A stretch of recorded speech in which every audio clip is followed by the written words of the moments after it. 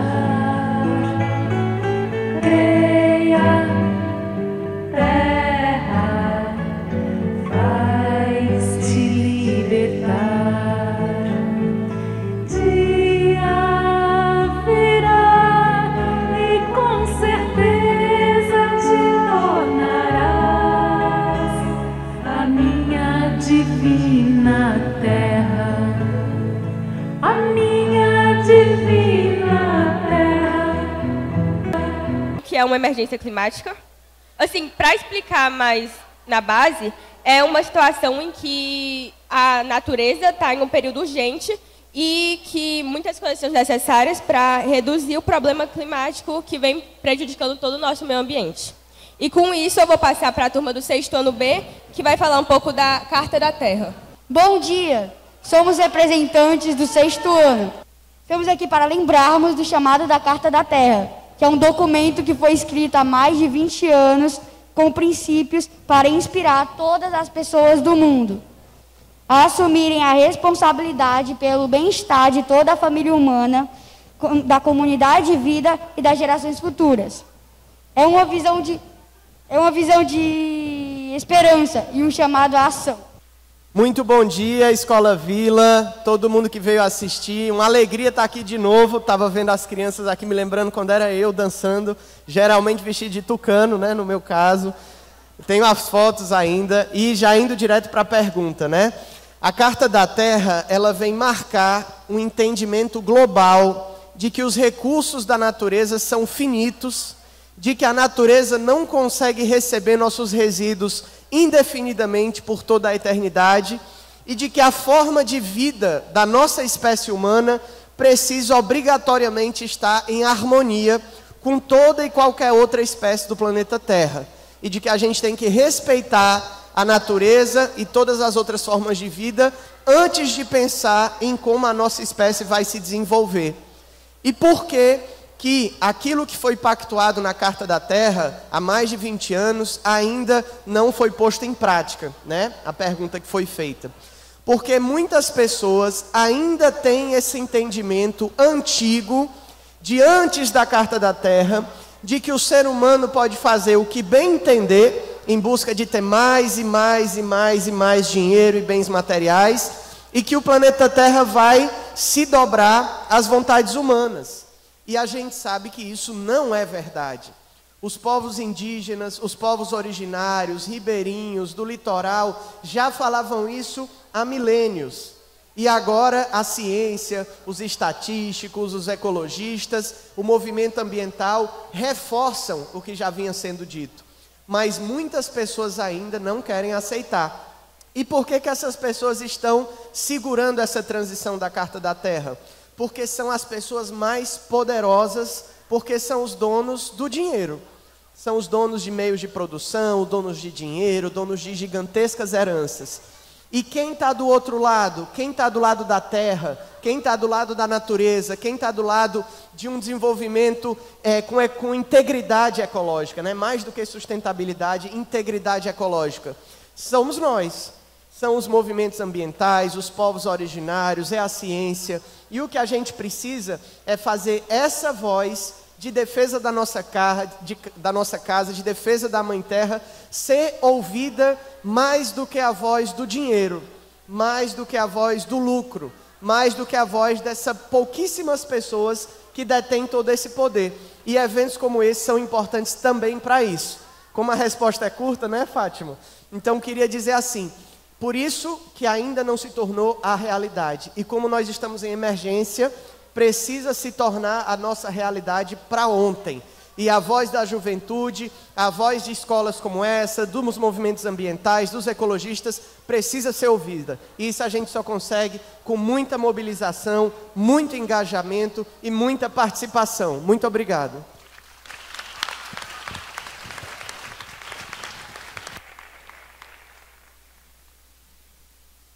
Certo, gente, então, depois dessa ótima explicação do Gabriel e da apresentação do sexto ano B, que falou sobre a Carta da Terra, a gente já sabe mais sobre o que está acontecendo, já está mais avisado, mais informado. Então, com o Infantil 1 e Infantil 2A, a gente vai mostrar um pouquinho sobre a beleza da riqueza natural do nosso planeta. Natureza é vida, vida que há em nós, que há em nossos pais e nossos avós. Natureza é mais que plantas e animais, é pura vibração que se refaz. Água corre, vem molhar as florestas e oceanos. Água corre, vem molhar o planeta onde água cai do céu, é chuva, cai da pedra, é cachoeira. A gente vai chamar o Infantil 2B para se apresentar. Piruetas no ar, o meu nome é Terra, eu gosto de girar em volta de mim mesma, pra me apreciar. Eu danço um dia inteiro e não me canso não, e a esse movimento chamam rotação. Eu danço um dia inteiro e não me canso não, e a esse movimento chamam rotação. Meu nome é Manuela e eu sou a representante do sexto ano A. Nesse projeto, nós nos aprofundamos mais nos estudos sobre a coleta seletiva, sobre o descarte incorreto e sobre o que podemos fazer para ajudar os catadores de materiais recicláveis. Eu gostaria de fazer uma pergunta para a vereadora Larissa Gaspar. Larissa Gaspar, você fez ou pretende fazer algum projeto que ajuda na coleta seletiva? Queria saudar aqui os pais, as mães da Escola Vila, as crianças, a direção, os funcionários. Esse tema é muito importante, né? Porque, como você disse, a nossa população tem um consumo muito inconsciente, né? Um consumo muito elevado, muitas vezes, de coisas que a gente nem precisa, né? De bens materiais, de alimentos, né? Que às vezes acaba estragando na geladeira, coisas que às vezes a gente compra e nem usa. Então, primeiro é preciso ter essa consciência de reduzir o consumo, né? E realmente só adquirir aquilo que a gente tem absoluta certeza de que precisa. E no que se refere à reciclagem, né, ao reaproveitamento dos resíduos, uma tarefa muito importante é a gente começar a fazer isso dentro da nossa própria casa, né? A nossa casa é o nosso mundo, né? E a cidade é uma extensão da nossa casa. É assim que a gente deve enxergar a vida em sociedade. E a gente precisa começar a fazer essa separação dos resíduos, né?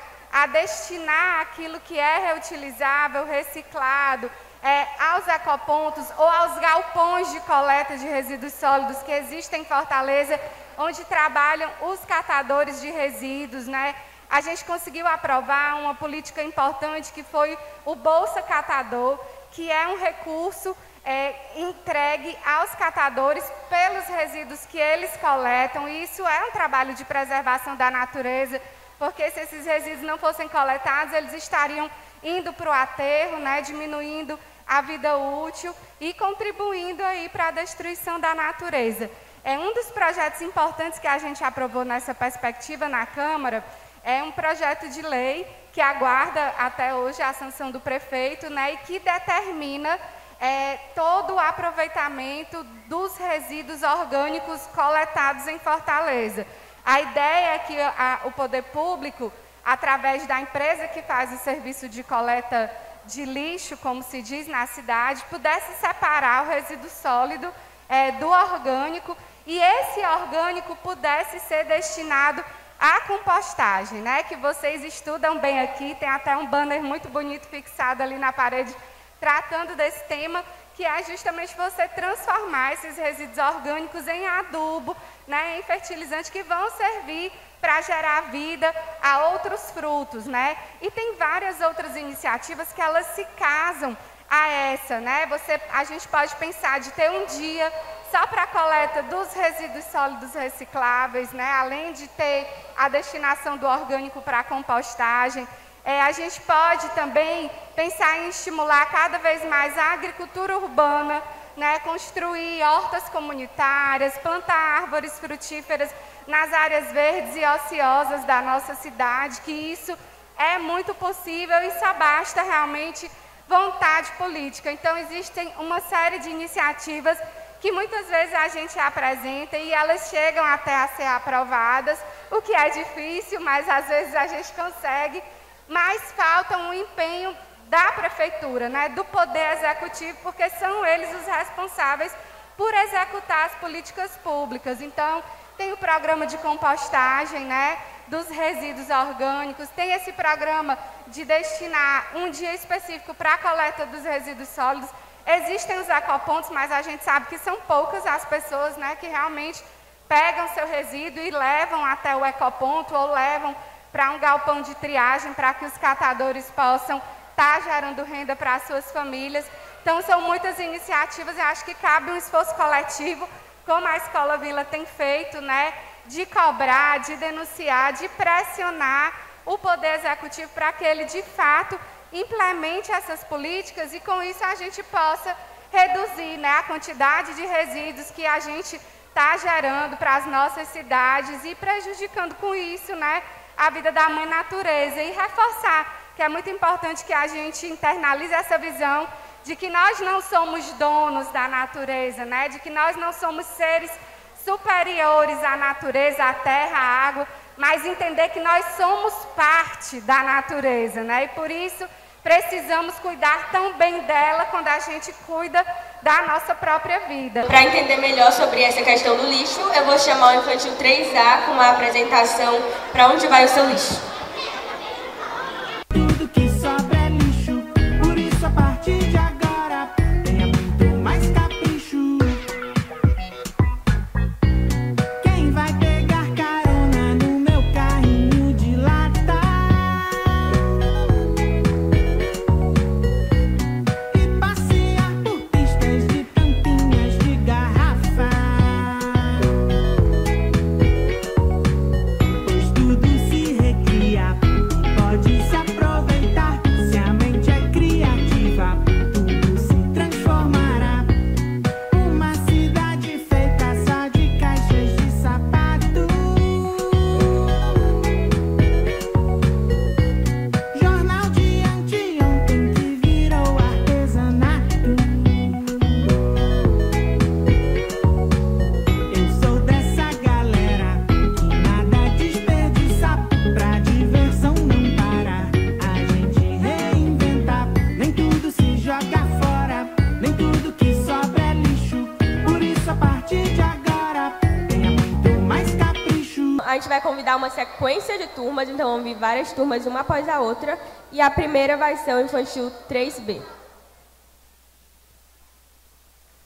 Eu vi uma borboleta voando voando no jardim. Eu vi uma borboleta voando no jardim. Tão bonitinha, voava assim. Voa borboleta, voa borboleta, voa borboleta, voa. Voa borboleta, voa borboleta, voa borboleta, voa. Eu vi um caracol rastejando no jardim.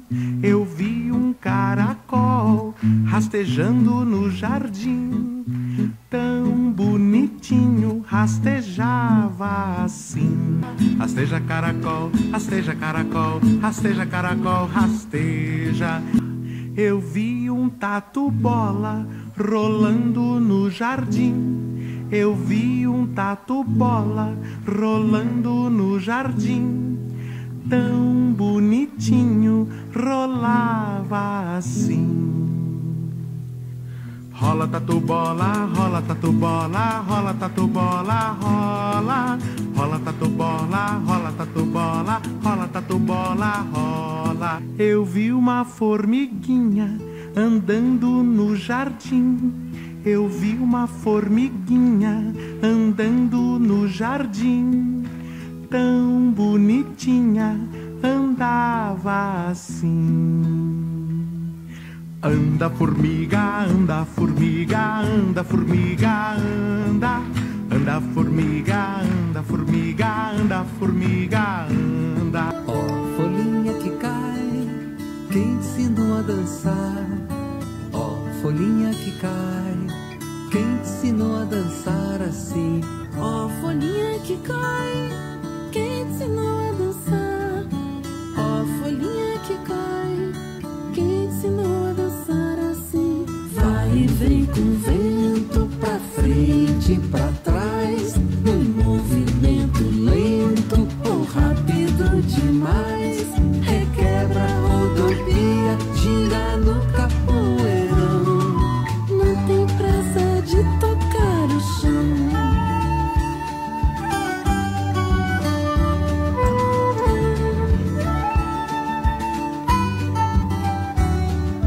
Ó, folhinha que cai, quem te ensinou a dançar?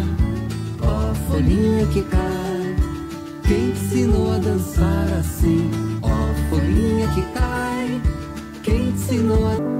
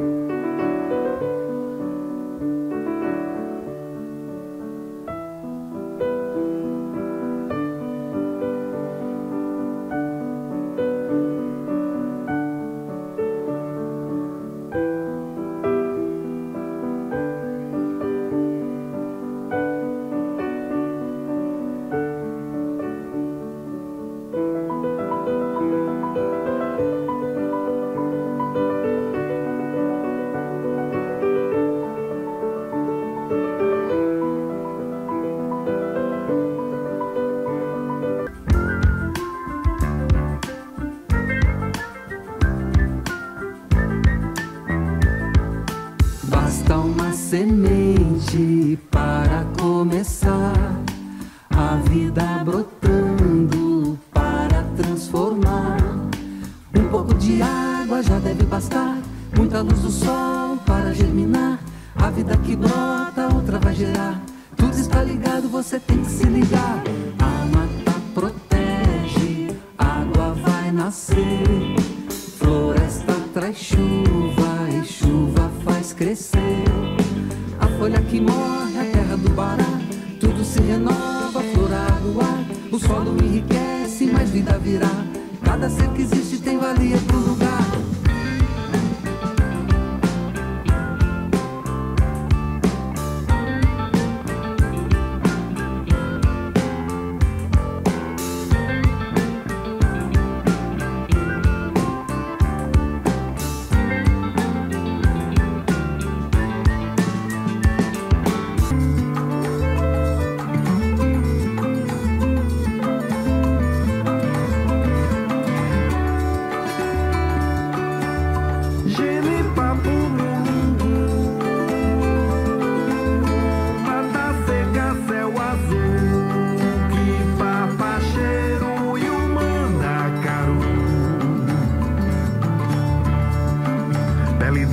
Preta, tatu tamanduá, calango comendo batata tiu, jararaca armada, pé de jacurutu.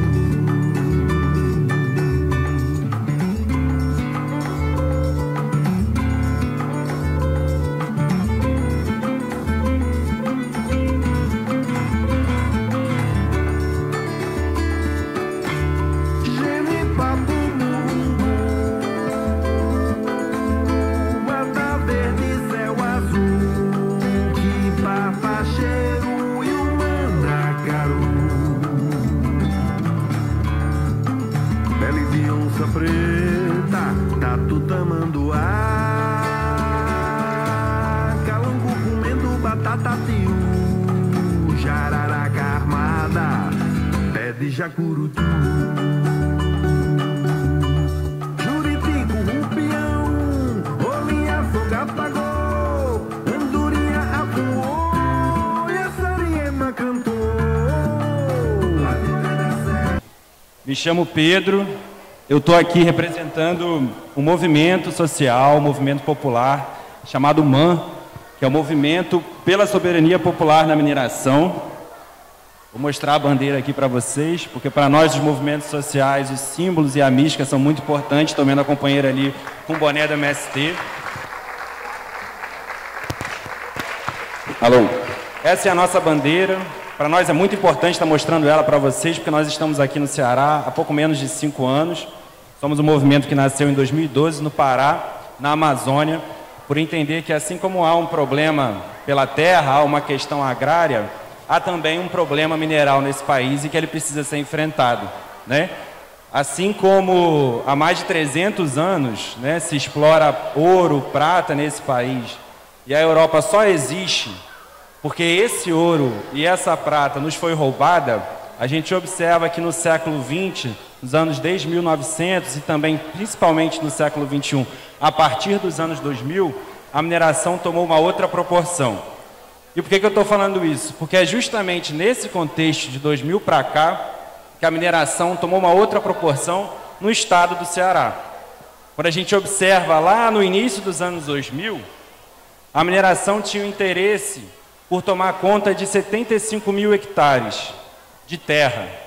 Hoje, passados 21 anos, o interesse da mineração no estado é de mais de 4 milhões de hectares. O que significa isso? Se a gente pudesse dividir o Ceará nessa quadra aqui, essa quadra é o estado do Ceará, vamos supor dessa forma, para a gente entender o que a gente está falando. A gente divide o estado do Ceará em 3 partes. Essa primeira parte dessa linha branca para cá, essa parte do meio e essa parte dessa linha branca para cá. Só a mineração quer tomar conta sozinha dessa metade para lá. E por que isso é importante? Porque esse caso da mineração em Santa Quitéria é o que representa o maior projeto de mineração da história do estado do Ceará. Nós estamos falando do projeto mais perigoso do ponto de vista da mineração em toda a história da mineração e em toda a história do estado do Ceará. Nós estamos falando da mineração do minério mais perigoso que existe, que é o urânio. O urânio é um minério que contém uma radioatividade muito grande. E ele tem vários outros minérios que se tornam muito perigosos quando você começa a explorar esse minério especificamente, né? A gente está vendo todas essas atividades, toda essa mística, né, que essas turmas apresentaram. Esse consumo de água, por exemplo, dessa mineração em Santa Quitéria, a demanda que eles têm por água é equivalente a mais de 20 milhões de litros por dia. Um cearense, uma cearense, no estado do Ceará, consome hoje, em média, 140 litros de água por dia. Nós estamos falando de uma mineração que precisa de mais de 20 milhões de litros de água por dia. Isso é equivalente a 166 mil cearenses. 4 cidades de Santa Quitéria. No sertão cearense. Quer dizer, não tem água para o povo, mas tem água para a INB e tem água para a Galvani. Semana que vem, a gente está enfrentando 3 audiências públicas que fazem parte do licenciamento ambiental. Elas vão ocorrer no município de Santa Quitéria, no município de Tatira e no município de Canindé, que são regiões afetadas, né, por esse empreendimento. Nós estamos falando de mais de 156 comunidades rurais, assentados e assentadas da reforma agrária. Nós estamos falando de mais de 80 territórios de povos de terreiro. Nós estamos falando de mais de 30 territórios de povos indígenas e quilombolas. Se a gente considerar a possibilidade de contaminação das águas, de 4 importantes bacias hidrográficas, nós estamos falando de uma população que pode ser impactada de 4,2 bilhões de pessoas. Nós, aqui na cidade de Fortaleza. Porque se esse urânio radioativo cai na bacia do rio Poti, no rio Aracati, no rio Curu, ela vem parar aqui. Esse transporte desse material radioativo vai passar por Fortaleza e vai lá para o Pecém. Vai passar na periferia de Fortaleza. Se tem um acidente com material radioativo, é nós que podemos ser impactados. Nós também somos impactados por esse projeto de mineração lá. Então nós, do MAN, da Articulação Antinuclear do Ceará, apresentamos junto com deputados da Assembleia Legislativa do Estado do Ceará, o deputado Renato Roseno, um projeto de lei que visa proibir essa mineração de urânio fosfato. Na Câmara de Fortaleza, o Gabriel, Larissa e nossa cara e outros vereadores e vereadoras apresentaram um projeto de lei que visa impedir que esse transporte passe pela cidade de Fortaleza e que pare também no Porto de Mucuripe. Então existe uma articulação muito grande de movimentos sociais, de universidades, de organizações do terceiro setor, nós do MAN, o MST, mandatos parlamentares parceiros, a OAB, que estamos há bastante tempo, há mais de 10 anos, enfrentando esse projeto de mineração. Lá, esses agricultores e agricultoras que vivem lá, no bojo da luta, tiraram a seguinte formulação: nós queremos que esse dragão continue dormindo. Nós do MAN gostaríamos de presentear a Escola Viva com esse cordel que nós elaboramos, o companheiro Elivan, que é um companheiro do MAN, que é um companheiro da Articulação Antinuclear do Ceará, que é o cordão que fala da peleja da vida contra o dragão nuclear. A gente queria poder dar eles para vocês todos aqui, mas infelizmente nós não temos essa quantidade, então a gente vai priorizar a Escola da Vila.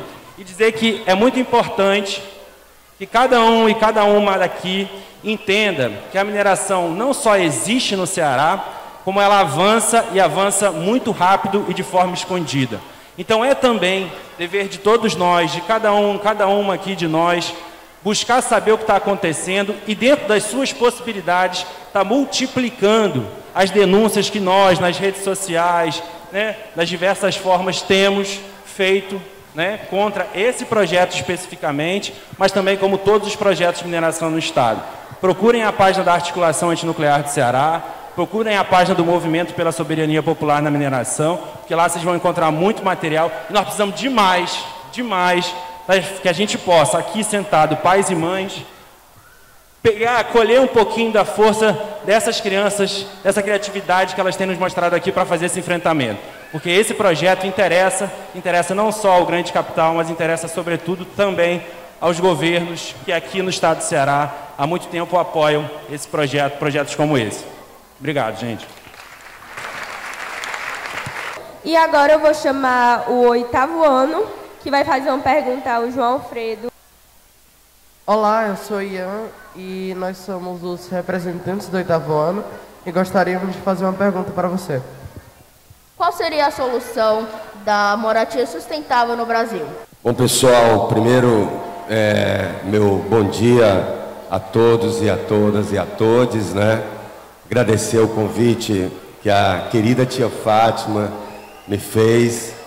Eu sou o pai da Jana e avô do Arthur, né, que está ali atrás, já há 40 anos aqui nessa escola, né, e sou tio da... Não, aí ela me disse que eu não podia dizer o nome dela não, né? Então, eu tenho uma sobrinha aqui também muito querida, né? E aí eu penso que a gente tem que fazer essa discussão sobre a sustentabilidade de uma forma bem ampla, né? O problema da moradia está ligado, mas está ligado a uma visão que a gente tem que ter de sociedade. A nossa sociedade capitalista, industrial, urbana, ela é insustentável. Ela é insustentável, é preciso que a gente diga isso. Existe um conceito que é o conceito de pegada ecológica, ou seja, o que é que a gente consome e o que é que a gente descarta, e nós já estamos assim à beira de precisar de 1,5 planeta por ano. A gente não tem 1,5 planeta por ano, né? Então é como se a gente todo ano gastasse muito mais da natureza do que a gente pode ter. Seja consumindo demais, seja desmatando demais, seja poluindo demais e seja produzindo lixo demais, não é? Essa é uma coisa importante para a gente pensar. Quando teve a Rio 92, eu vi o Lutzenberger usar uma expressão que eu achei genial. É como se a gente achasse que a natureza fosse uma montanha que não acaba mais, que a gente vai tirar, ela nunca vai acabar, e ela tivesse um buraco que nunca vai encher, que é o lixo que a gente vai descartando na terra, nos oceanos e o que a gente está vendo. Então, a sustentabilidade ela tem que ser pensada como um todo. Evidentemente que se a gente está pensando em moradia, e é muito legal vocês pensarem nisso, a gente tem que pensar no completo, né? No completo significa dizer os materiais que vão ser utilizados, né? E aí se vai usar madeira, não pode ser madeira de desmatamento. Se vai usar minério, não pode ser de mineração ilegal. Tem que pensar no uso da água, que é um recurso finito e que cada vez mais está sofrendo poluição, a possibilidade de ela ser reusada, e tem que pensar nas fontes de energia, não é?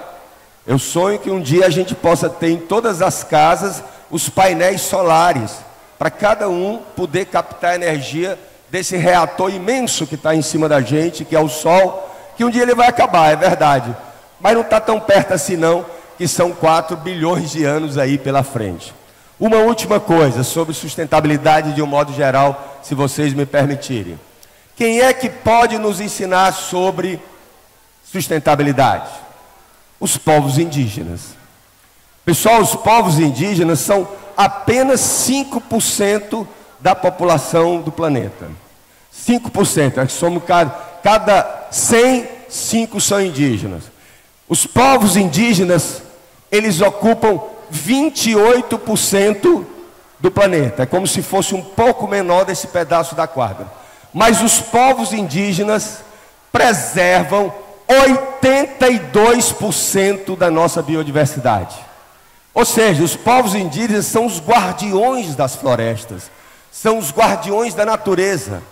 E a gente tem que aprender com eles. Eu sei que a gente vive numa sociedade industrial, urbana, que é muito difícil, mas essa visão que eles têm de natureza, onde não estão separados, é muito importante. E aí eu queria aproveitar, para não falar mais, fazer um convite a vocês. Nós estamos entrando, na Semana do Meio Ambiente, dia 5 de junho, é o Dia Mundial do Meio Ambiente. Eu atualmente, eu sou advogado, sou professor, e eu presido a Comissão de Direito Ambiental da OAB, que é a Ordem dos Advogados. Na quarta-feira agora, dia 8 de junho, nós vamos fazer uma homenagem aos povos indígenas lá na OAB. Exatamente para agradecê-los, porque eles são os que mais protegem a nossa natureza. E para renovar o nosso compromisso com a demarcação das terras indígenas. Porque aonde eles estão, aonde os povos indígenas estão, é onde está mais protegido.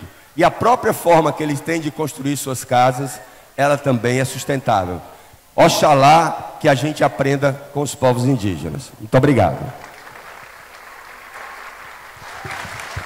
Ei, gente, eu quero comunicar a vocês, não sei se vocês sabem, mas João Alfredo, Gabriel e Larissa estão se candidatando.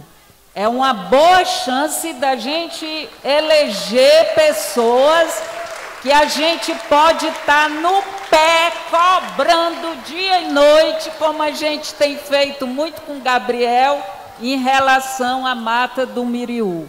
Como é, moçada? Salve o Miriú!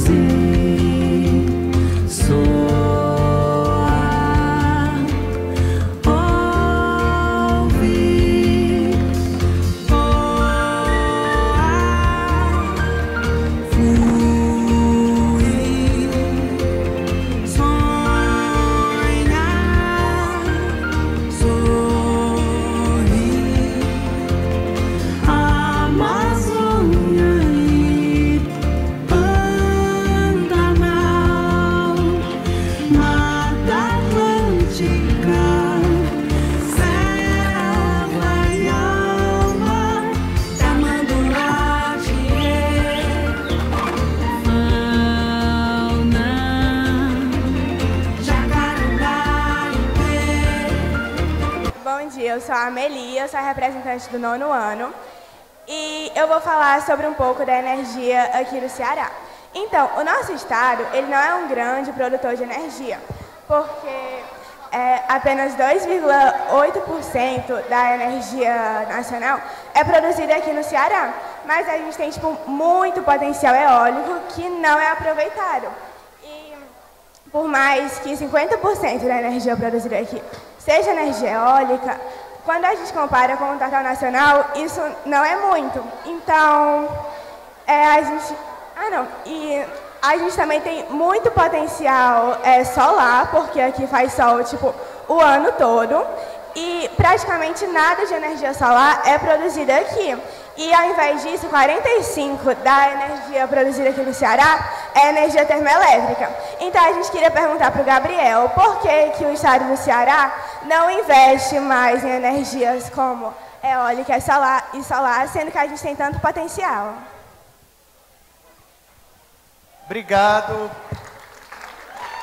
Obrigado pela pergunta. Essa é uma pergunta super importante, né? Como vocês colocaram, a gente tem boa parte, né, cerca de 70% da energia nacional sendo produzida em hidrelétricas, né? Barrando uma grande quantidade de água, alagando uma grande área e tornando a energia condicionada ao regime de chuvas, né? E causando também um grande impacto, inclusive em territórios indígenas, né? Esses que são atingidos, né, pela barragem também. E nós temos um potencial enorme de energia solar, sobretudo no nosso estado do Ceará, e não exploramos, né? E não trabalhamos de receber essa energia diretamente. O que acontece é que quando vem a seca, e a gente está com uma das maiores secas, a maior seca dos últimos 20 anos, a gente tem uma baixa do nível da água e, portanto, uma produção muito menor da hidrelétrica. E aí o que acontece? Uma superexploração de uma energia que parou no século passado, que são as termoelétricas. Aqui no estado do Ceará, eu tive a satisfação ou a insatisfação de trabalhar fiscalizando também os impactos das termoelétricas lá em São Gonçalo do Amarante. Visitei casa a casa e vi o mal que isso estava causando, né? Com o pó de minério de ferro, de carvão mineral, um consumo de água autorizado equivalente a 1 milhão de habitantes, né? E as chaminés da energia que poluem mais do que todos os automóveis do estado do Ceará juntos. Então a gente tem que dar um basta para a energia termoelétrica, que além de muito degradante, também é caríssima. A gente chega a ter uma bandeira vermelha, cobrando muito a mais na energia de cada um e cada uma pela Enel, por conta da termoelétrica e de quando ela liga. Então a gente precisa fazer a transição energética. Aqui está escrito emergência climática, né? E várias pessoas aqui da vila estão falando disso também. A gente precisa de formas de energia que não utilizem combustível fóssil, petróleo, gás e carvão. Tudo isso tem que ficar embaixo da terra. E o que a gente precisa é de energia solar distribuída no teto das nossas casas, como está ali nas maquetes que vocês fizeram, né? E também a mesogeração, que é aquela energia solar em pequenos concentrados, e não aquelas grandes áreas desmatadas para colocar grandes usinas. Então a gente precisa fazer essa transição, a gente precisa fechar as termoelétricas e todo mundo sai ganhando com isso. A natureza, a população que não vai mais precisar pagar essa quantidade grande, né, da conta de luz, e também todo o nosso estado do Ceará que vai ser beneficiado com isso. Então, temos que fazer essa transição energética para ontem, abandonar combustível fóssil e trabalhar com a energia que a natureza dá diretamente, que é a solar, e também a energia dos ventos, a eólica. Obrigado.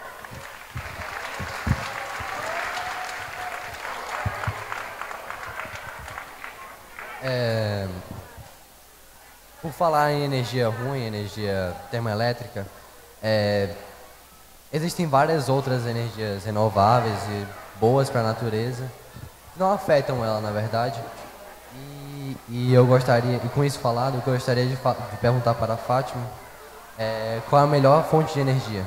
Gente, o que eu vejo, né, a melhor fonte de energia, gente, é a solar e a eólica. Agora a gente tem feito um trabalho aqui com os alunos que essa questão de construir novas fontes de energia, a gente sabe que vai impactar também com a questão da natureza do meio ambiente.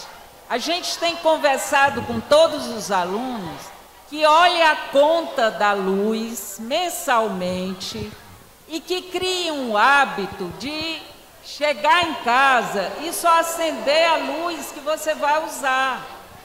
Muita gente deixa todas as lâmpadas ligadas, todos os aparelhos também, abre a geladeira a cada segundo e tudo isso consome energia.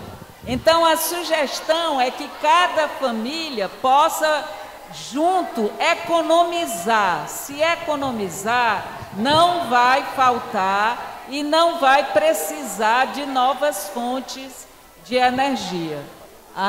Essa é a minha resposta. Então vamos lá, Maria Clara. Então, gente, para fechar a culminância aqui, para me despedir de vocês, eu vou chamar o 4º ano A, o 4º ano B e o 5º ano. Nenhum segredo.